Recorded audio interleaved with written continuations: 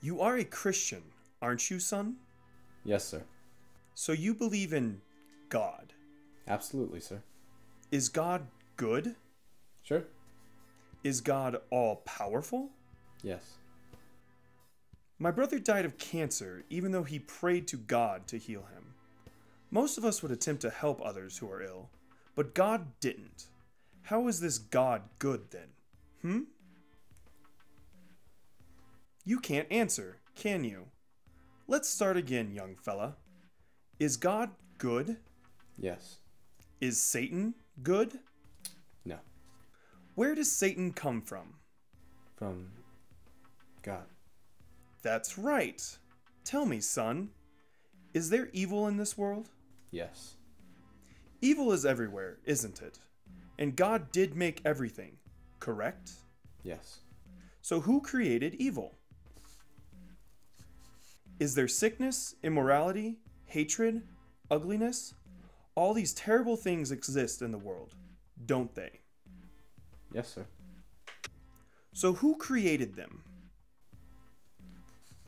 Science says you have 5 senses you use to identify and observe the world around you. Tell me, son, have you ever seen God? No, sir. Tell us, have you ever heard your God? No, sir. Have you ever felt your God? Tasted your God? Smelt your God? Have you ever had any sensory perception of God for that matter? No, sir. I'm afraid I haven't. Yet you still believe in him. Yes. According to empirical, testable, demonstratable protocol, science says your God does not exist. What do you say to that, son? Nothing. I have only my faith. Yes, faith. And that is the problem science has. Professor, is there such thing as heat? Yes. And is there such thing as cold? Yes. No, sir, there isn't. Sir, you can have lots of heat, even more heat, superheat, mega heat, white heat, a little heat, or no heat. But we don't have anything called cold. We can hit 458 degrees below zero, which is no heat, but we can't go any further than that. There is no such thing as cold.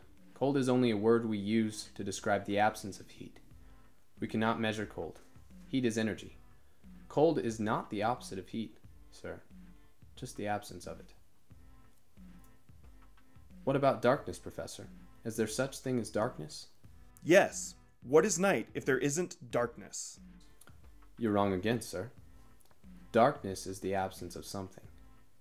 You can have low light, normal light, bright light, flashing light, but if you have no light consistently, you have nothing, and it is called darkness, isn't it? In reality, darkness isn't. If it is, well, you would be able to make darkness darker, wouldn't you? So what is the point you are making, young man? Sir, my point is your philosophical premise is flawed. Flawed?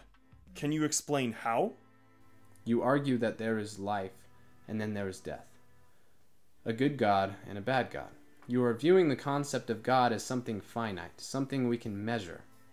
Sir, science can't even explain a thought. It uses electricity and magnetism, but has never seen, much less fully understood either one. To view death as the opposite of life is to be ignorant of the fact that death cannot exist as a substantive thing. Death is not the opposite of life, just the absence of it. Now tell me, Professor, do you teach your students that they evolved from a monkey? If you are referring to the natural evolutionary process, yes, of course I do. Have you ever observed evolution with your own eyes, sir? Since no one has ever observed the process of evolution at work and cannot even prove that this process is an ongoing endeavor, are you not teaching your opinion, sir? Are you not a scientist, but a preacher? Is there anyone here who has ever seen the professor's brain? Is there anyone here who has ever heard the professor's brain, felt it, touched it, or smelt it? No one appears to have done so. So, according to the established rules of empirical, stable, demonstrable protocol, science says that you have no brain, sir, And with all due respect, how do we then trust your lectures, sir? I guess you'll just have to take them on faith, son. That is it, sir. Exactly. The link between man and God is faith. That is all that keeps things alive and moving.